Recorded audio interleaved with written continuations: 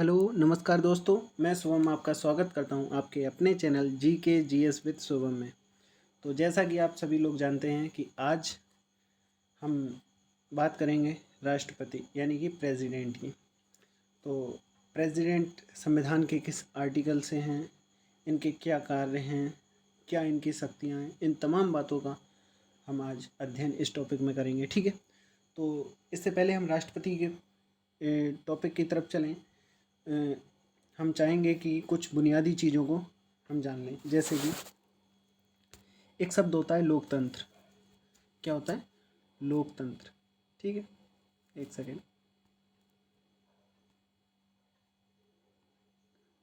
ठीक है, ठीक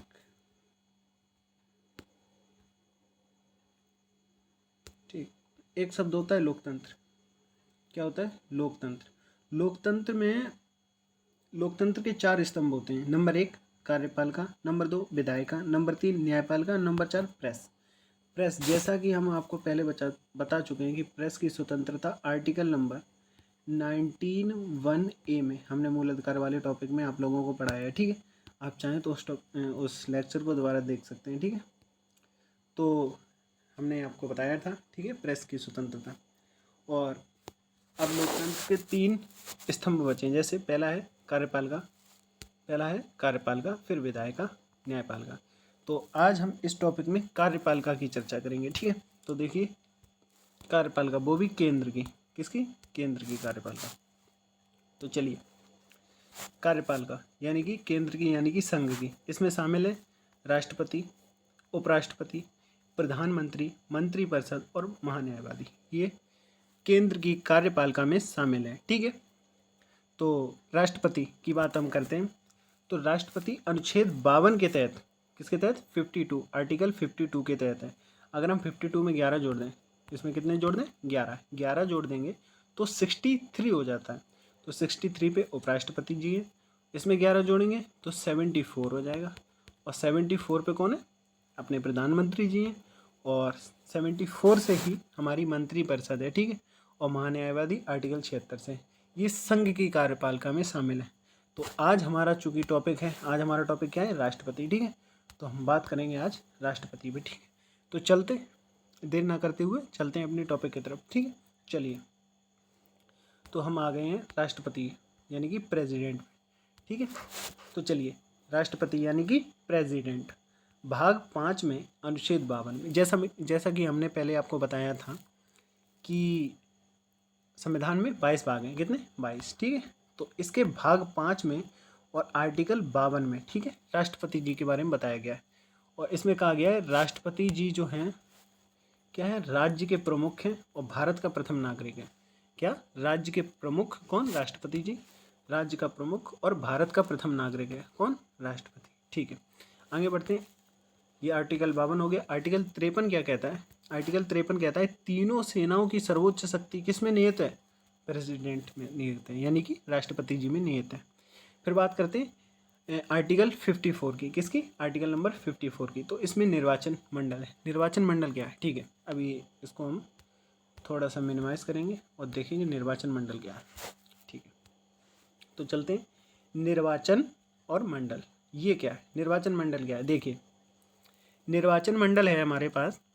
इसमें राष्ट्रपति के चुनाव में कौन कौन शामिल होगा, इस बात के लिए हमें आर्टिकल नंबर 54 बताता है। देखिए, सबसे पहले लोकसभा प्लस राज्यसभा, लोकसभा प्लस राज्यसभा के दोनों के निर्वाचित सदस्य। कौन से? निर्वाचित, मनोनीत नहीं बल्कि निर्वाचित सदस्य। ठीक है, और राज्य विधानसभा के भी कौन? निर्वाचित सदस्य। ठीक है, यानी राज्य विधानसभा के भी निर्वाचित सदस्य। तो राष्ट्रपति के चुनाव में कोई भी मनोनीत सदस्य भाग नहीं लेता, ये बात आप लोगों को याद रखनी है। ठीक है, तो चलिए बढ़ते हैं आगे। आगे हम देखेंगे आर्टिकल नंबर 55 यानी कि अनुच्छेद 55 क्या कहता है? अनुच्छेद 55 राष्ट्रपति जी की चुनाव प्रक्रिया के बारे में बताता है कि राष्ट्रपति का चुनाव कैसे होगा, किस प्रक्रिया को अपनाया जाएगा। ठीक है, ये हमारा अनुच्छेद 55 बताता है। तो चलिए अनुच्छेद 55 देख लेते हैं। इसमें 2 वर्ड है, एक है एकल संक्रमणीय मत पद्धति और दूसरा है अनुपातिक प्रणाली। क्या होती है एकल संक्रमणीय मत पद्धति? देखिए इसमें क्या होता है, वीर्यता देनी पड़ती है। वीर्यता मतलब जैसे हम मान लेते हैं, जैसे एक व्यक्ति है राजू, ठीक है, एक व्यक्ति है सीता, एक व्यक्ति है रिंकू, ये खड़े हैं राष्ट्रपति पद के लिए, ठीक है। तो राजू, सीता और रिंकू ये तीनों राष्ट्रपति पद के लिए खड़े हुए हैं। अब यहाँ पे कोई एक्स व्यक्ति है, वो इन्हें वोट डालेगा, ऐसा है, इसको पेपर दिया जाएगा और वो वोट डालेगा।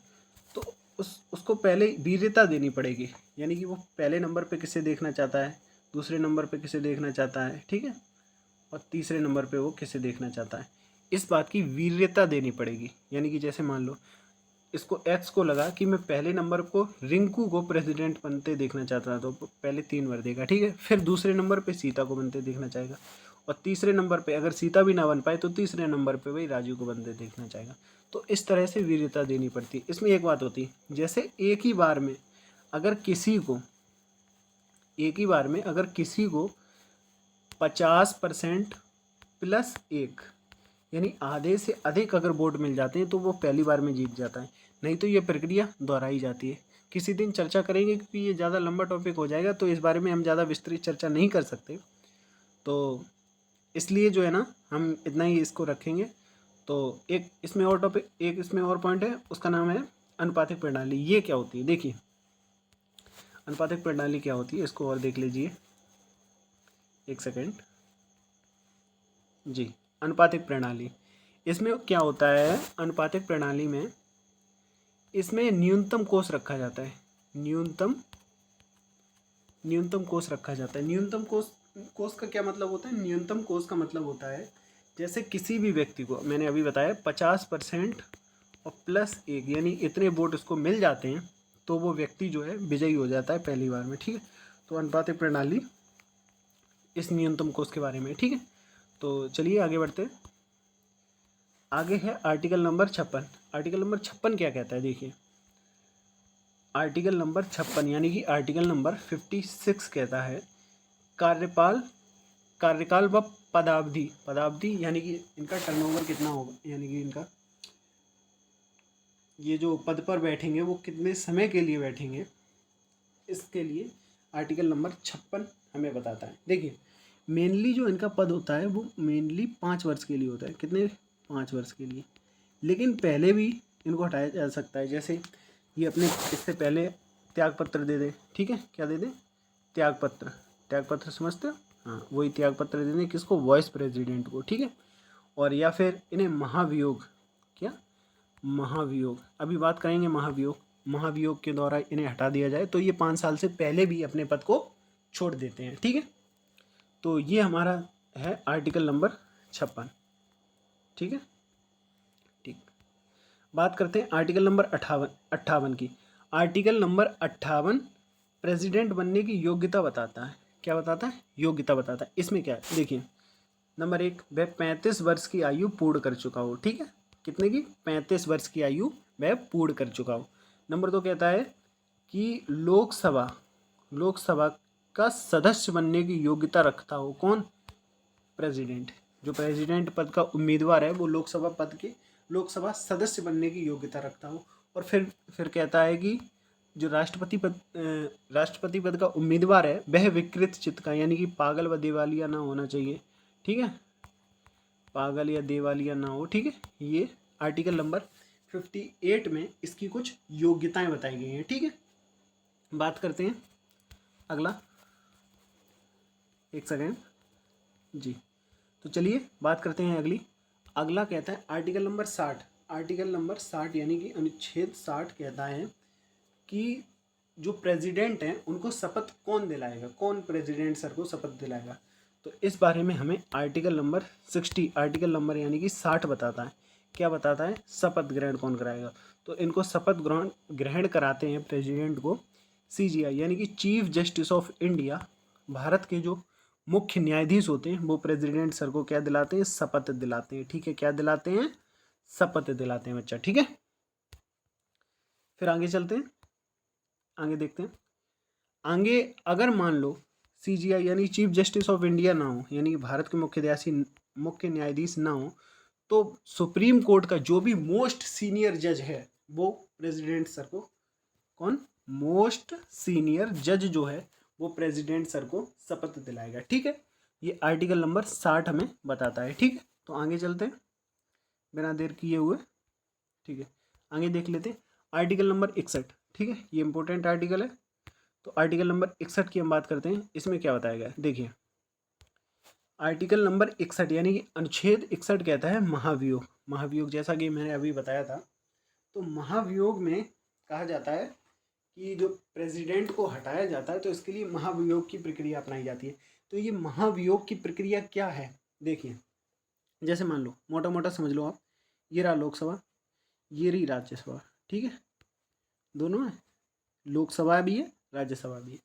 अगर प्रेसिडेंट को हटाना है तो किसी भी सदन में या लोकसभा में या राज्यसभा में किसी भी सदन में एक बिल लेके आया जाएगा, एक बिल पेश किया जाएगा, और उस बिल को पेश करने से पहले 14 दिन पहले, ये रहे प्रेसिडेंट सर, इनको 14 दिन पहले से बताना होगा कि हम आपके खिलाफ महाभियोग ला रहे हैं, ठीक है। तो 14 दिन पहले बताना होगा, और फिर ये विधेयक, और इस विधेयक की एक कंडीशन है, इसको जिस भी सदन में पेश किया जाएगा उसके 1/4 सदस्य इस पर सिग्नेचर करें, यानी कि क्या करें, सिग्नेचर करें, 1/4 सदस्य। तो जैसे मान लो लोकसभा में पेश किया गया तो लोकसभा के 1/4 सदस्य इस पर हस्ताक्षर करेंगे, ठीक है। उसके बाद ये लोकसभा में पेश होगा, और लोकसभा में पेश होने के बाद लोकसभा इसको 2/3 बहुमत से पारित करेगा, ठीक है। कितने, 2/3 बहुमत से लोकसभा इसको पारित करेगा, और लोकसभा 2/3 बहुमत से पारित करने के पश्चात इसको राज्यसभा को भेज देगा, ठीक है। और राज्यसभा फिर क्या करेगी, राज्यसभा एक जांच कमेटी बिठाएगी, यानी कि जांच समिति बनाएगी, और उस समिति में राष्ट्रपति को भी आने का मौका मिलेगा कि आप आइए और अपना पक्ष रखिए कि आप पे जो आरोप लगाए गए हैं वो सही हैं या गलत हैं, इस बारे में प्रेसिडेंट सर को इन्फॉर्म किया जाएगा, ठीक है। और ये जांच समिति यदि सही पाती है कि राष्ट्रपति जी पे लगाए गए आरोप जो है ना वो सही हैं, तो राज्यसभा भी इसको 2/3 बहुमत से इस विधेयक को पारित कर देगी। और जिस समय ये विधेयक राज्यसभा से यानी दूसरे सदन से 2/3 बहुमत से पारित होता है, उसी समय माननीय प्रेसिडेंट सर यानी कि अपने राष्ट्रपति जी अपना पद छोड़ देते हैं, ठीक है। तो ये प्रक्रिया थी अपनी महाभियोग की प्रक्रिया कहलाती है, जिसका उल्लेख आर्टिकल नंबर 61 में किया गया है, ठीक है। तो आशा करता हूँ आप लोगों को ये समझ में आ गया होगा। तो चलिए आगे चलते हैं, आगे देख लेते हैं। आगे है आर्टिकल नंबर 65।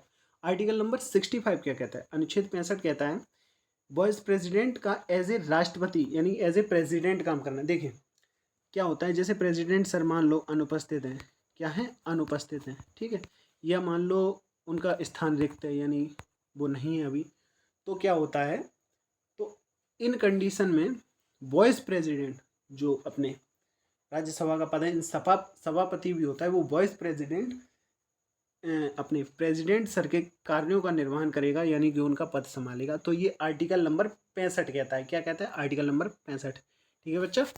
तो आगे चलते हैं, आगे देख लेते हैं।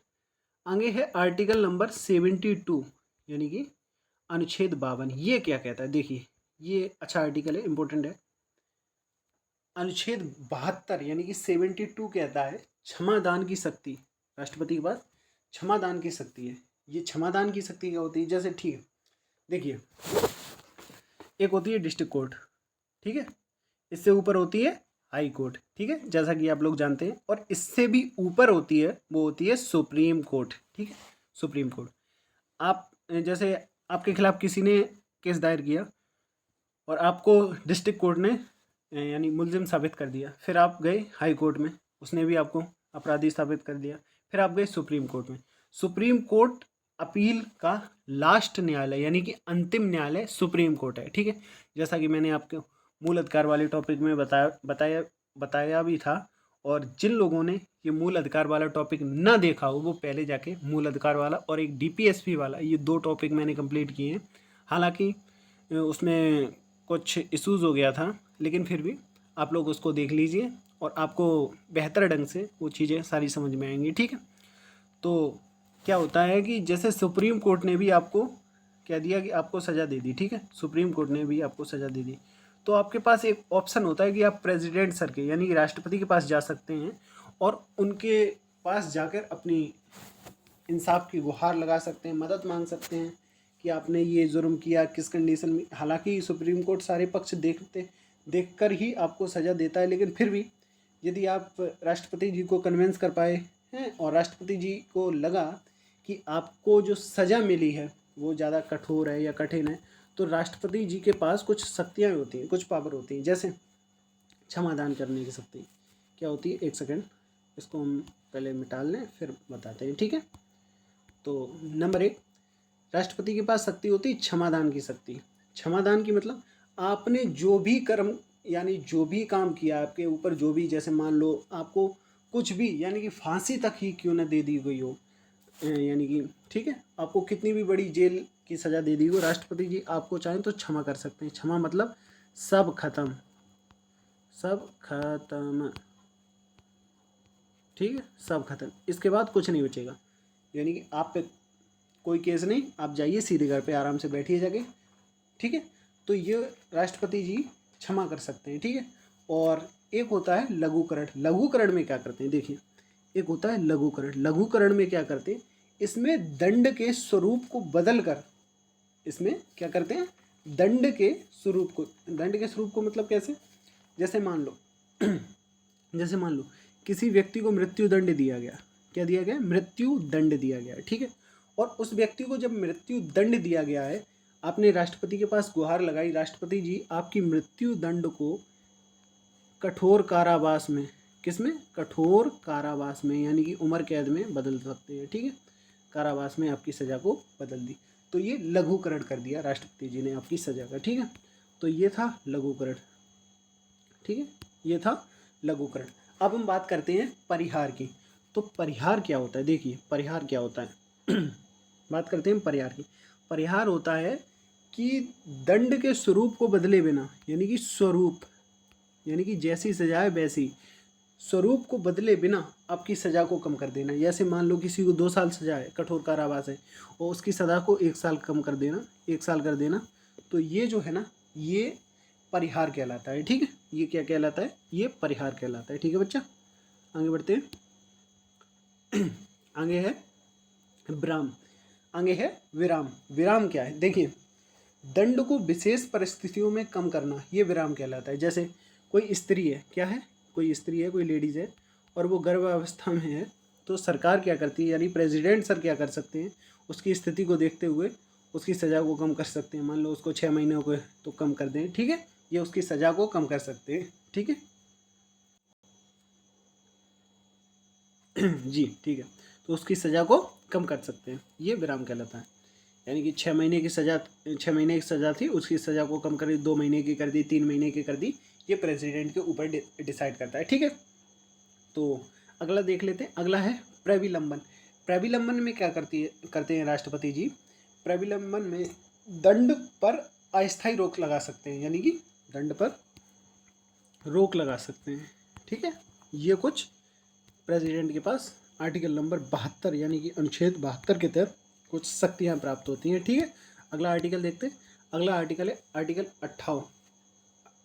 78 यानी कि 78 अनुच्छेद जो 78 है, ये क्या कहता है, देखिए, ये प्रधानमंत्री का कर्तव्य दिखाता है। यानी कि आर्टिकल 78 के तहत प्रधानमंत्री का यह कर्तव्य है कि वह राष्ट्रपति जब भी उनसे सूचना मांगे, क्या मांगे, सूचना, राष्ट्रपति जब भी प्रधानमंत्री से सूचना मांगे तो प्रधानमंत्री का यह कर्तव्य वह सूचना प्रेसिडेंट को दे। यानी कि कार्य जो ऑफिस से रिलेटेड यानी कार्यकारी है वो, ये नहीं पर्सनल वो मांगने, ये अधिकार नहीं है। ठीक है, और फिर बात करते हैं अगला आर्टिकल है 101 यानी कि 111 अनुच्छेद 111 यानी कि आर्टिकल 111। इसमें क्या है, देखिए 111 में, अनुच्छेद 111 में, देखिए इसको थोड़े साइड में करके कुछ और चीज़ें जान लेते हैं। जैसे जैसे हम थोड़ा, ठीक है, हमने इसको साइड में कर दिया, अब कुछ और चीज़ें जान लेते हैं। जैसे मान लीजिए जैसे ये रही अपनी, एक सेकेंड, ये रही अपनी लोकसभा, ये रही अपनी राज्यसभा, और ये रहे अपने प्रेसिडेंट साहब।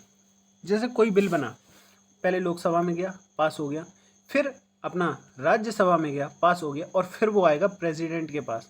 तो प्रेसिडेंट इस पर साइन करेंगे। क्या करेंगे? साइन करेंगे। कौन साइन करेगा? प्रेसिडेंट सर इस पर साइन करेंगे। और प्रेसिडेंट सर के साइन करने के बाद ये जो विधेयक था, ये जो बिल था, ये क्या बन गया? कानून बन गया। क्या बन गया? कानून बन गया। ठीक, कानून बन गया।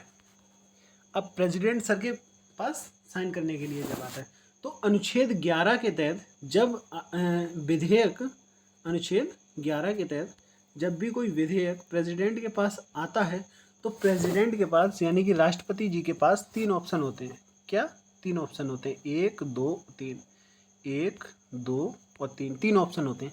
वो ऑप्शन तीनों ऑप्शन क्या होते हैं? स्वीकृति दे सकता है, यानी कि जो भी कानून आया उसको कह दे कि हाँ ठीक है कानून है, साइन कर दे उस पर, यानी फिर वो कानून बन जाएगा, विधेयक आया। ठीक है, या तो स्वीकृति जो है सुरक्षित रख ले, मतलब मना कर दे मोटा मोटा कि हम आपको स्वीकृति नहीं देंगे, तो वो कानून नहीं बन पाता है। ठीक है, और या फिर पुनर्विचार के लिए भेज दे कि इसमें कुछ गड़बड़ी है, संसद से कहे कि इसमें कुछ गड़बड़ी है, इसको ध्यान में रखते हुए आप क्या कीजिए, आप इसमें ये सुधार कर लीजिए। लेकिन ध्यान रहे, पुनर्विचार के लिए जब भेजेगा तो उसमें धन विधेयक नहीं भेज सकता है। ठीक है, याद रखना, धन विधेयक को छोड़ के। ठीक है, तो चलिए आगे बढ़ते हैं।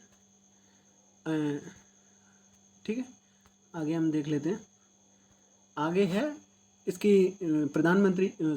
राष्ट्रपति जी की कुछ कार्यकारी शक्ति, मतलब कार्यकारी शक्ति यानी कि इनकी जो कार्य एवं शक्ति हैं वो हम देख लेते हैं जल्दी से, बिना देर करते हुए।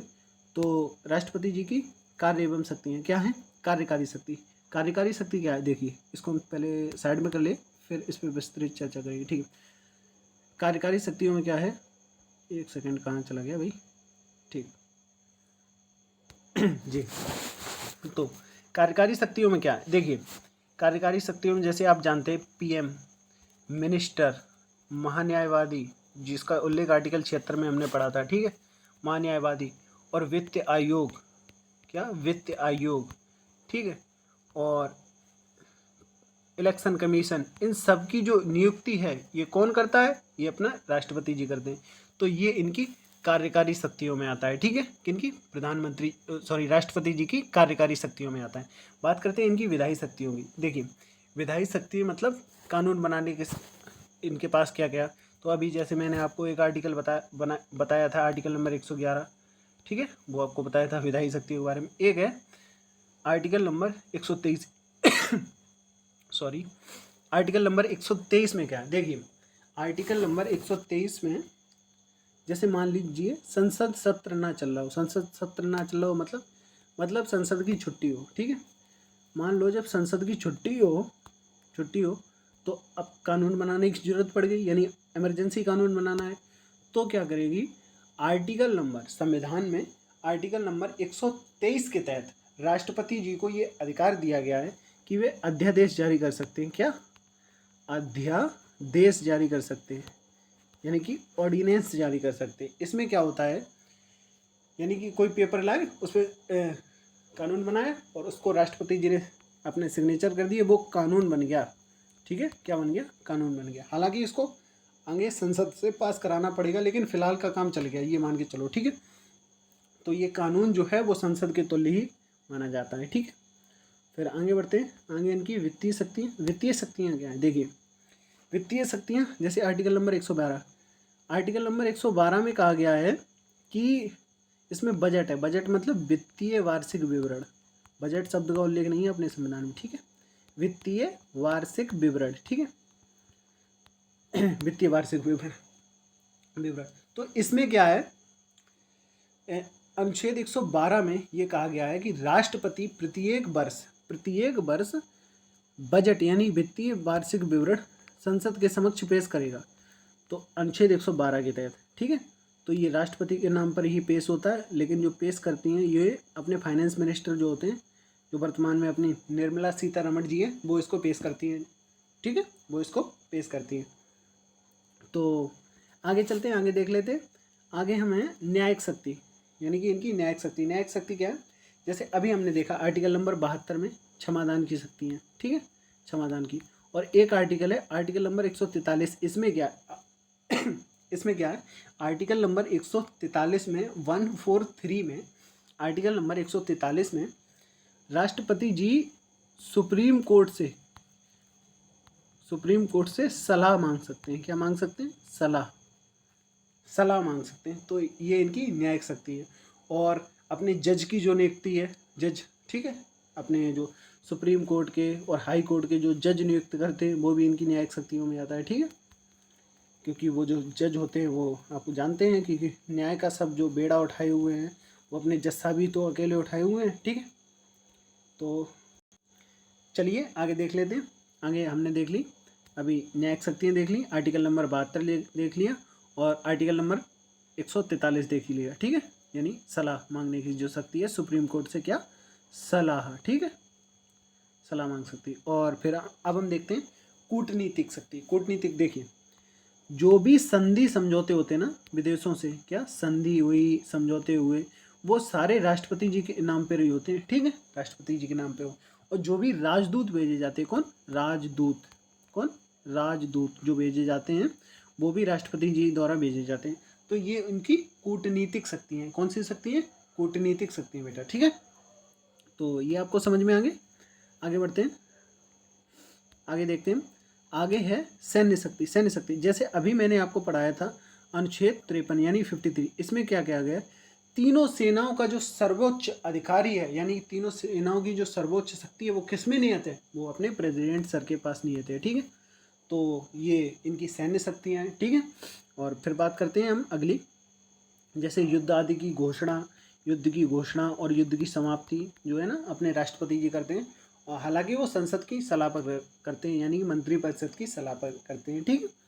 और इसके बाद है हमारी आपातकाल शक्ति। आपातकाल शक्ति प्रेसिडेंट के पास होती है। ये क्या होती है, आर्टिकल नंबर 352, आर्टिकल नंबर 356 और आर्टिकल नंबर 360 के तहत राष्ट्रपति जी को आपातकाल की शक्तियाँ प्राप्त हैं। आपातकाल मतलब ऐसी स्थिति जो अचानक हो गई हो, इससे निपटने के लिए राष्ट्रपति जी के पास शक्तियाँ होती हैं। कैसी होती हैं, देखिए आर्टिकल नंबर 352 से राष्ट्रीय आपात होता है। जैसे मान लो युद्ध छिड़ गया, कहीं पूरे देश में युद्ध छिड़ गया है, तो ये राष्ट्रीय आपात होता है। कौन सा आपात होता है बेटा, राष्ट्रीय आपात होता है, ठीक है।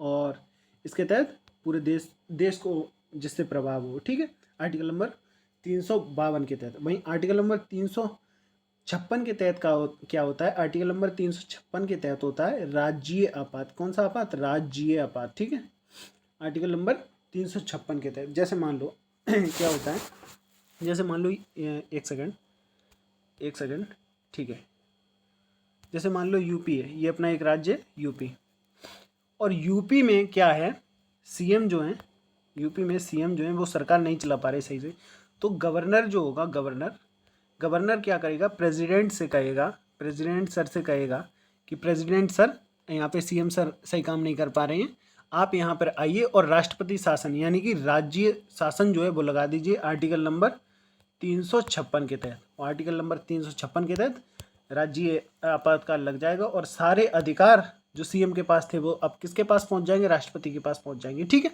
यानी कि मंत्रिपरिषद के पास पहुंच जाएंगे, यानी कि संसद के पास पहुंच जाएंगे, ठीक है। आर्टिकल नंबर ये 356 कहता है। आर्टिकल नंबर 360 में वित्तीय आपातकाल की घोषणा करता है, क्या, वित्तीय आपातकाल, ठीक है।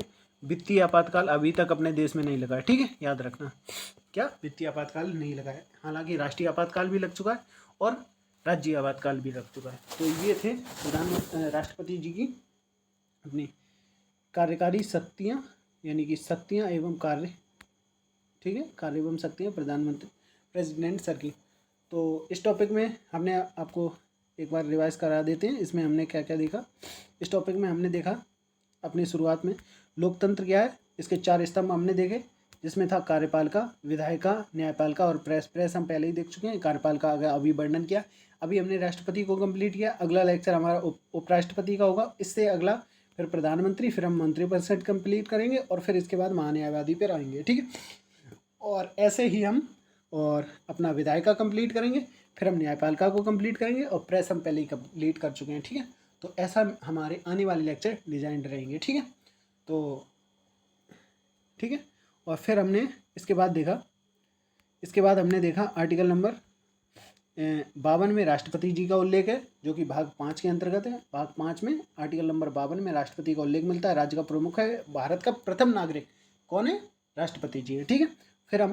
फिर इसके बाद हमने आर्टिकल नंबर 53 में देखा तीनों सेनाओं की जो सर्वोच्च शक्ति है वो किस में नियत है? राष्ट्रपति जी में नियत है। आर्टिकल 54 में हमने अभी देखा निर्वाचन मंडल है, जिसमें कौन कौन शामिल होंगे, कौन कौन प्रेसिडेंट को चुनेंगे, कौन कौन वोट देंगे। आम आदमी तो वोट नहीं दे सकता है ना, तो इसके लिए ये व्यवस्था अपनाई गई आर्टिकल नंबर 54 के तहत, ठीक है।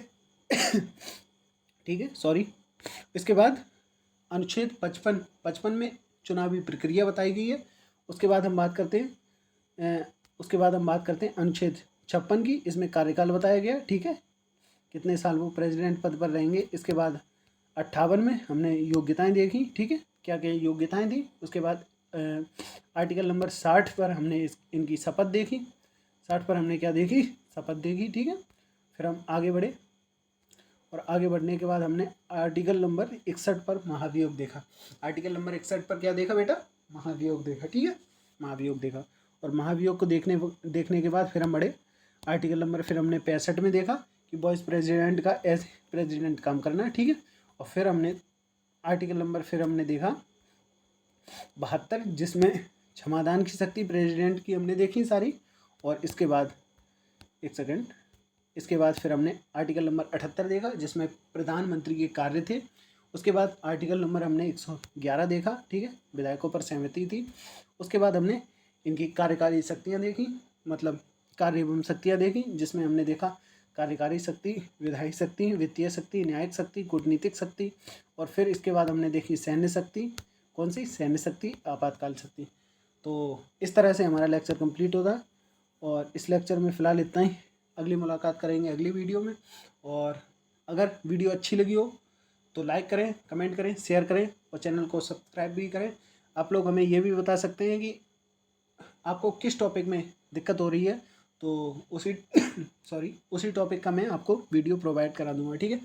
तो धन्यवाद।